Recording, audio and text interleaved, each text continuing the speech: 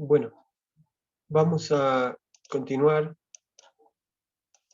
con el texto del profesor Tristan Plath.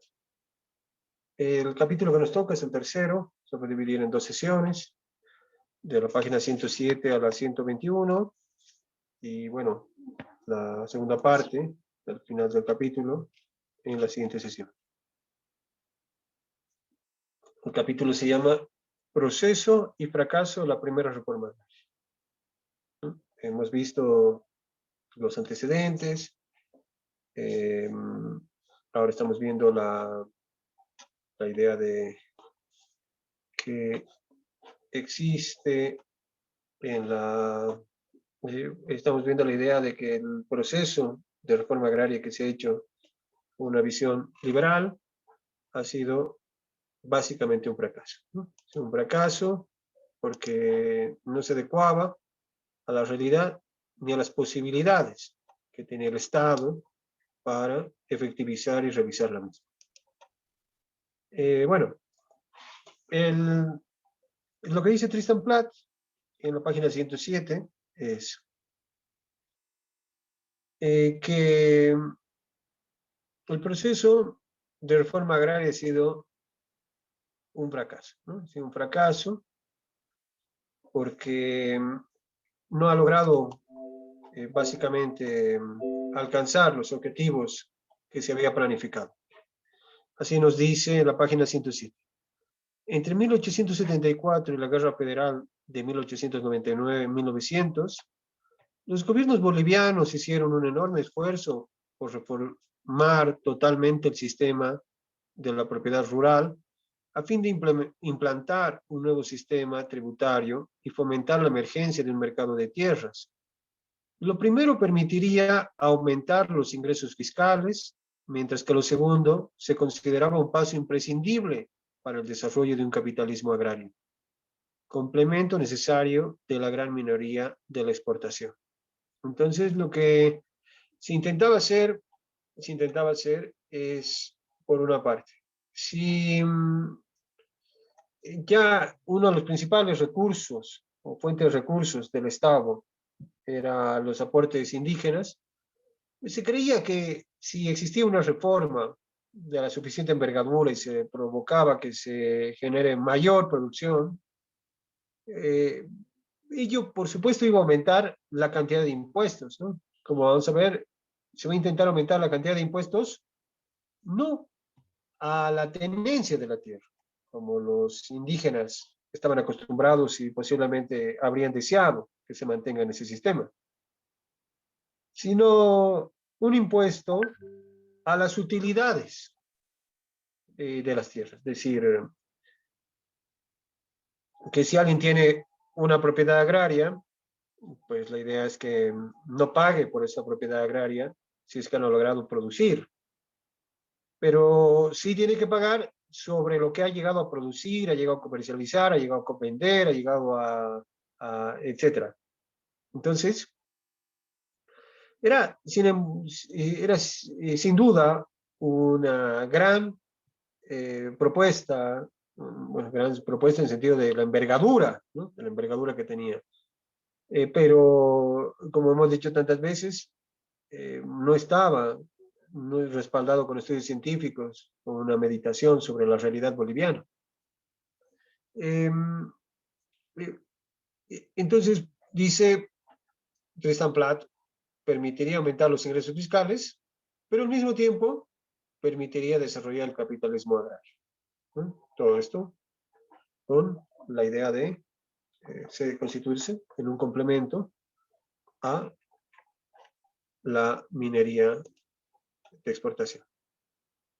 En primer lugar, nos dice Tristan Plath en esta página 107, fue necesario crear una legislación específica para los años. Mediante la ley del 5 de octubre de 1874, se propuso confirmar a los originarios agregados y forasteros, ya hemos visto la clasificación, en la propiedad absoluta de sus respectivas posesiones, bajo los linderos y mojones conocidos actualmente, mientras los demás terrenos que no se hallen poseídos por los indígenas se declaran sobrantes y como tales pertenecientes al Estado.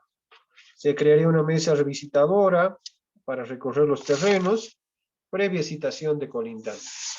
Entonces, la idea básicamente era la idea que ya había propuesto Bolívar, ¿no? Mucho antes. La división de la propiedad indígena, colectiva indígena, y la producción, ¿no? La producción de en este caso, la producción de un capital, y con el excedente de las tierras que los indios indígenas, campesinos o como quieran llamarles, tenían. Es decir, como hace rato decía, o como la anterior sesión decía, la idea era que muchos indígenas mantenían propiedades, ¿no? Y estas propiedades no estaban siendo adecuadamente utilizadas. No estaban siendo adecuadamente utilizadas, ¿no? Esa es la postura que se va a utilizar en este contexto, ¿no? Y bueno, en este contexto, lo que va a decir en la página 108, Tristan Platt, es: una vez extendidos los títulos, la ley no reconocerá comunidades, ningún individuo o reunión de individuos podrá tomar el nombre de comunidad, ni ayllo, ni apersonarse por estos ante ninguna autoridad. Lo que se intentaba era quitar en su totalidad todo tipo de autoridad a los pueblos indígenas, ¿no? Todo tipo de autoridad a los pueblos indígenas. Entonces, es algo parecido a lo que pasa con la ley Chapelier en Francia, la Revolución Francesa, la Revolución Liberal, donde todas las colectividades son suprimidas y, bueno, se intenta dar preeminencia al individuo y no así al colectivo. Un objetivo principal de la legislación de desvinculación fue la destrucción de lo que un ministro de Hacienda llamaría en 1889 el híbrido y pernicioso sistema de comunidades. Varias justificaciones se presentaron para este atropello legal, ¿no? Por una parte, nos dice Tristan Platt, tales intentos de encubrir, esto en la página 108, los verdaderos objetivos de la nueva política agraria estaban forzados por una teoría positivista del individualismo como un estado natural del hombre. La idea de que el hombre se desarrolla individualmente, no como una colectividad, ¿no? No como una colectividad. Entonces, esa es básicamente la postura del liberalismo en esta instancia. Bueno, entonces, lo que está diciendo Tristan Platt en esta parte es que la idea, en este caso de la reforma agraria, era capitalizar, obtener recursos, mejorar la situación del indígena, etcétera, ¿no? Claro que todo ello prescindiendo del mismo indígena. Entonces tenía una finalidad, pero en el fondo lo que está diciendo Tristan Platt es que lo que se estaba buscando era apoderarse, de que ciertas personas puedan apoderarse de las tierras de los indios, ¿no? En el fondo ese era el propósito. Bueno, entonces, en la página 110, lo que nos va a decir Tristan Platt, perdón, en la página 108, que ese en realidad era el propósito subrepticio de la ley, ¿no? El apoderamiento de las tierras de los pueblos indígenas. Todo ello desconociendo la historia comercial de los ayllus, de Chayanta. Se suponía que los comunarios poseen grandes extensiones de terreno que cultivan en su menor parte, según sus limitadas necesidades. En la página 110,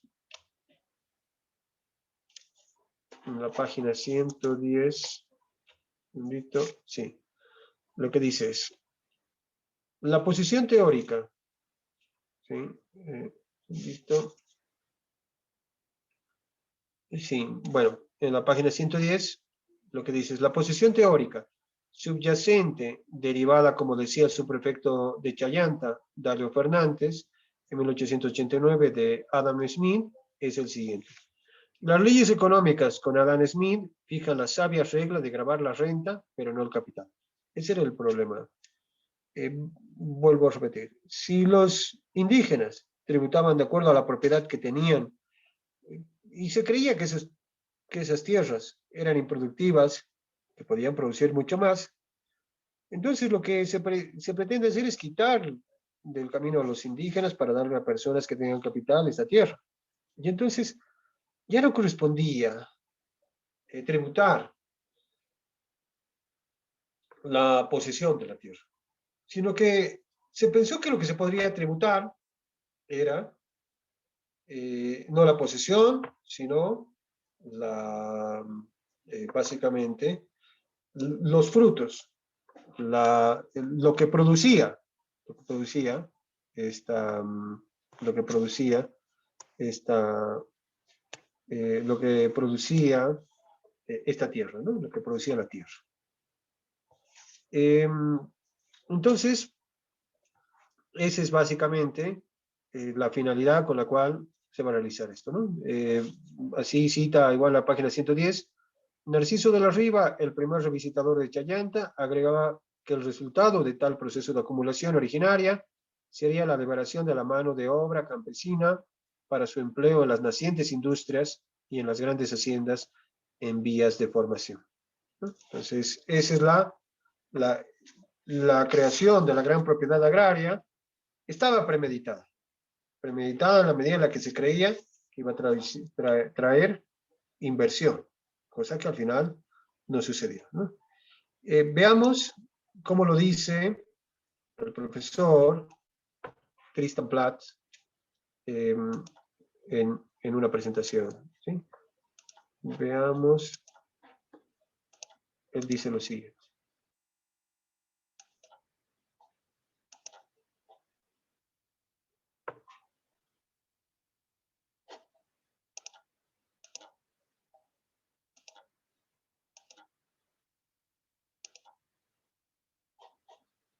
Un segundito.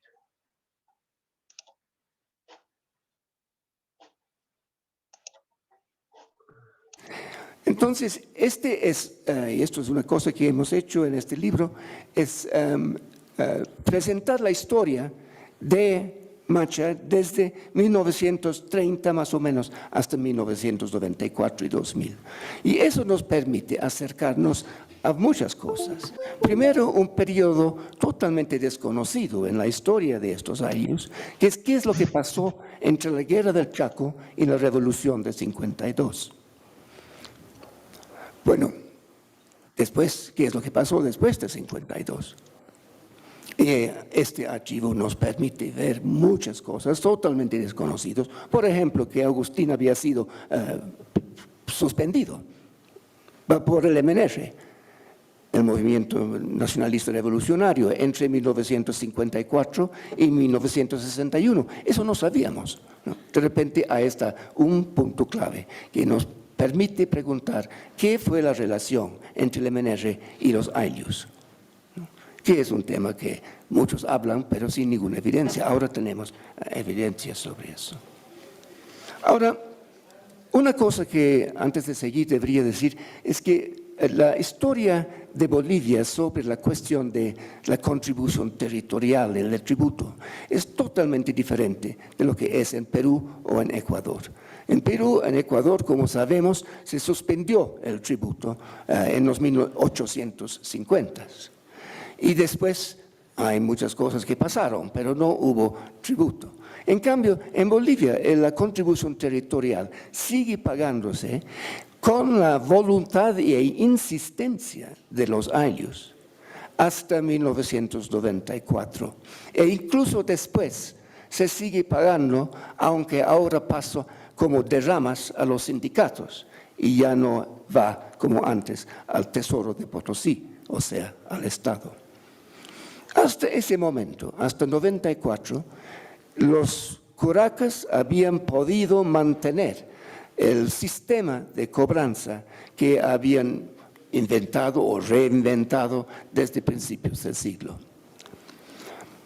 Ahora, esto, claro, es sumamente importante. Es una diferencia radical entre las tres repúblicas andinas. En Bolivia tenemos un grupo de autoridades indígenas que están comprometidos con el cobro del tributo y su entrega al Estado. Esto nos hace pensar, de hecho podría hacernos quizás pensar en Tomás Katari en 1781, que también dijo de que ellos sabían y no querían suspenderlo, pagar el tributo. Otras cosas querían cambiar, pero el tributo no fue uno de ellos. Y es muy importante esto porque cambia o modifica todos los planteamientos que se hace a veces sobre la opresión del tributo, porque si en algunos momentos querían quitarse el tributo y quién no, en otros momentos decían que, bueno, conviene pagar.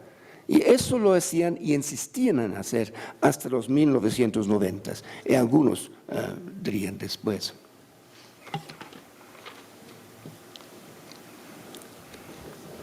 Bueno, Agustín nació en 1900. El archivo nos permite decir que fue reservista en 1914 ya. Tenía su primer pleito legal que él protagonizó y obligó o intentó insistir que el prefecto como jefe de la policía debería tomar armas en el asunto a la edad de 17, en 1917. Y después fue cobrador para su cabildo en 1924.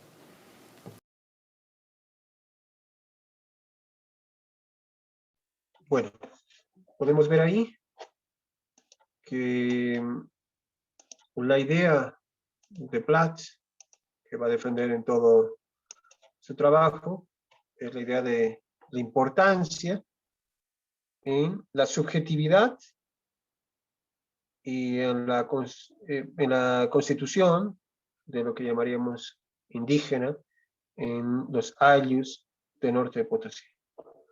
Plath lo que está diciendo es que el cobro de los impuestos, con los impuestos es significativamente, o adoptado como significativamente relevante, por parte de, en este caso, por parte de los indígenas, ¿no?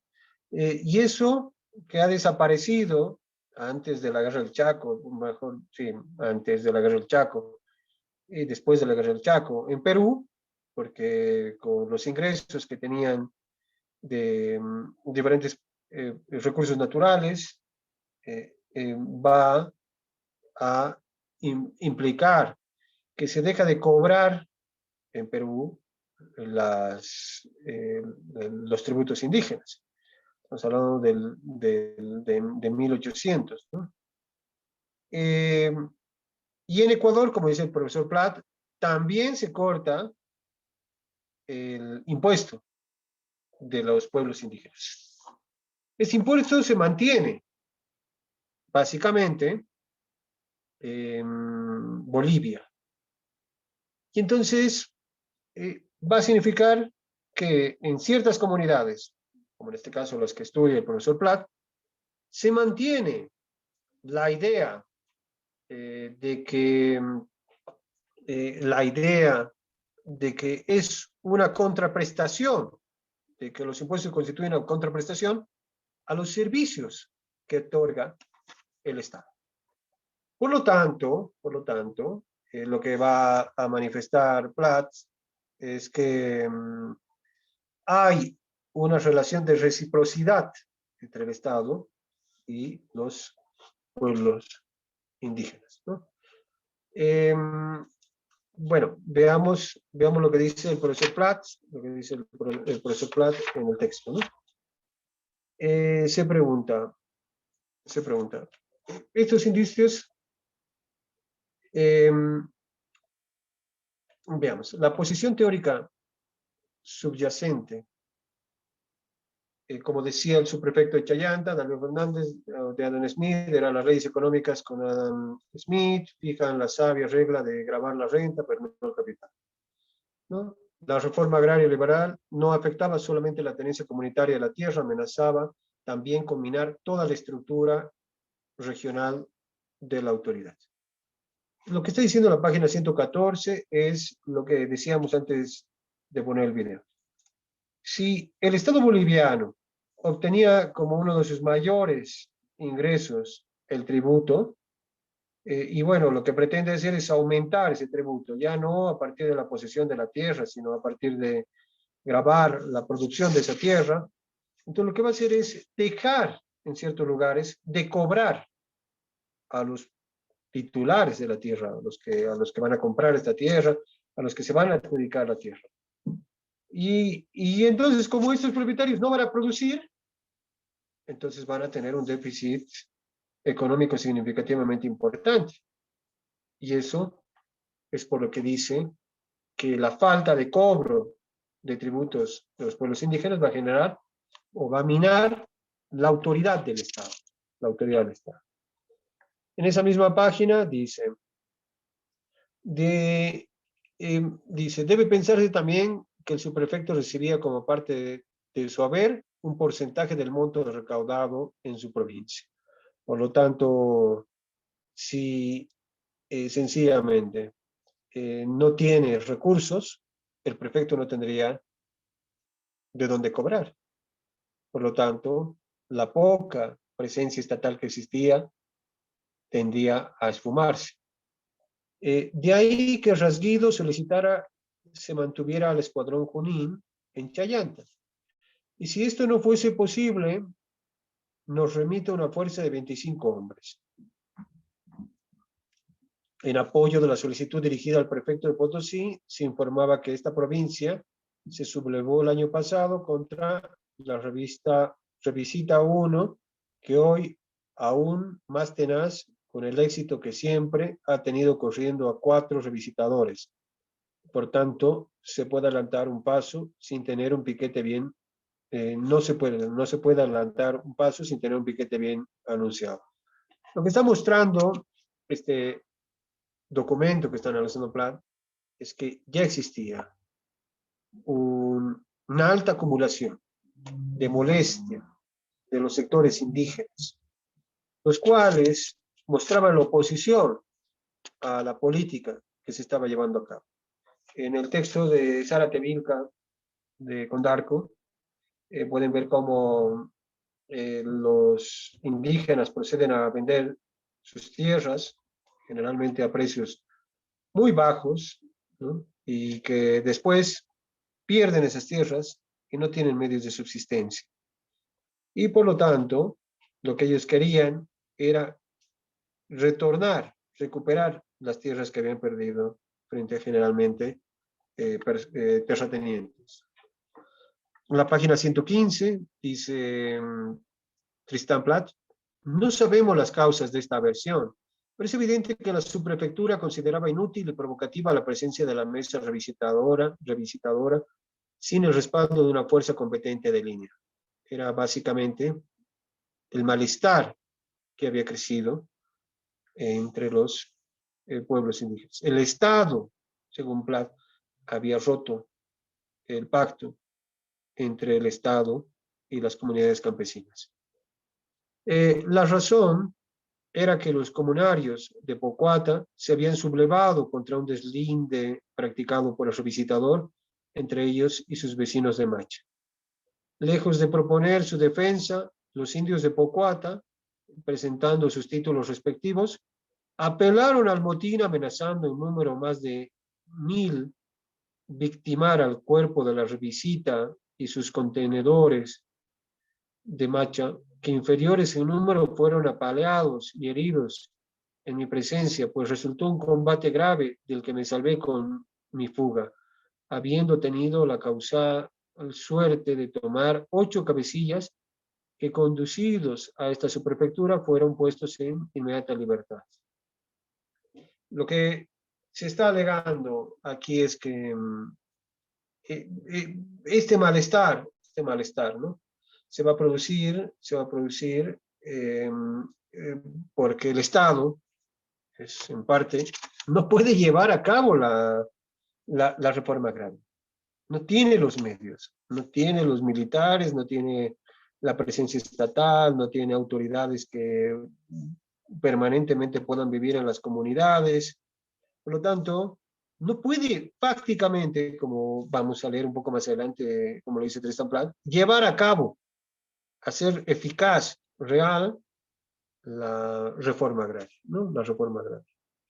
Pero una región donde la presencia estatal se reducía a unas pocas islas rodeadas por un mar de ayllus enfurecidos, resulta comprensible la renuncia del subprefecto, ¿no? Entonces, lo que va a narrar es que el subprefecto, en este caso, que estaba denunciando estos actos de amedrentamiento de parte de los pueblos indígenas al momento de realizar las solicitas, pues sencillamente no va a poder conducir, no va a poder conducir, no va a poder llevar a buen puerto los cobros de impuestos, porque sencillamente, por una parte, los pueblos indígenas van a empezar a invocar la ley que les favorece. Es decir, muchos de ellos ya son propietarios y como lo que se debe grabar es la producción y no así la tierra, pues van a pedir ya no cancelar los tributos. Pero por otra parte, otros van a ser duramente castigados por básicamente por la pobreza, por la situación de no tener un lugar donde realizar sus facultades, ¿no? Donde realizar sus actividades para sobrevivir. De tal manera que la molestia por parte de los indígenas se va a traducir en todos estos levantamientos y en todos los informes que Tristan Plat muestra de autoridades que alegan que no aceptarían ser revisitadores para poder eh, para poder hacer efectivo el cobro de los impuestos a favor del Estado. En la página 118, concluyendo ya esta parte, lo que dice Platt es: analicemos ahora el otro fundamento jurídico de la gran reforma proyectada. Uno era, hemos visto, económico. Una idea de que el Estado se iba a enriquecer. Iba a enriquecerse con la capitalización de la propiedad agraria. Bueno, dice el otro fundamento de la gran reforma proyectada, el catastro de las propiedades privadas. En 1880, el ministro se mostraba optimista al respecto, entre comillas dice. No cabe pues la menor duda de que en el mes de agosto se tendrá el catastro de toda la República y el cálculo aproximativo de las rentas. Se mandará la recaudación del impuesto en el año próximo. La postura era no solamente capitalizar, ¿no?, estos espacios, llevando a otra gente, que con sus capitales, con su dinero, con su supuesto tesón, tendrían que haber hecho real la reforma agraria. Sino que el segundo es sentar presencia del Estado. El Estado no existía, básicamente. Es decir, era más próximo y más fuerte a la presencia de comunidades indígenas que de autoridades estatales, prefectos y otras autoridades nacionales o municipales o departamentales, prácticamente no existían no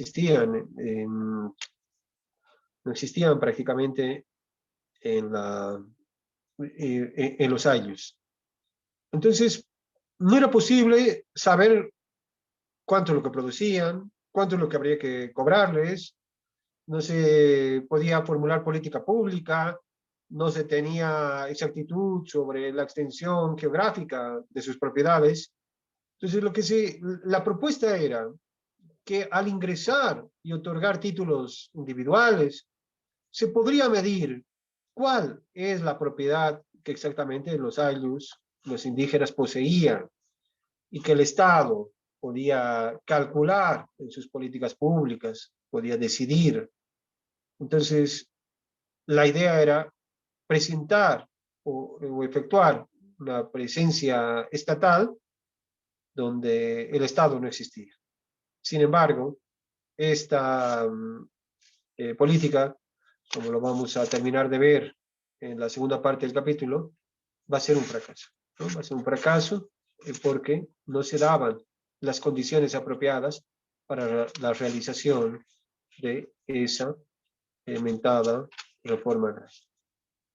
Bueno, les agradezco y nos vemos en la siguiente sesión. Gracias.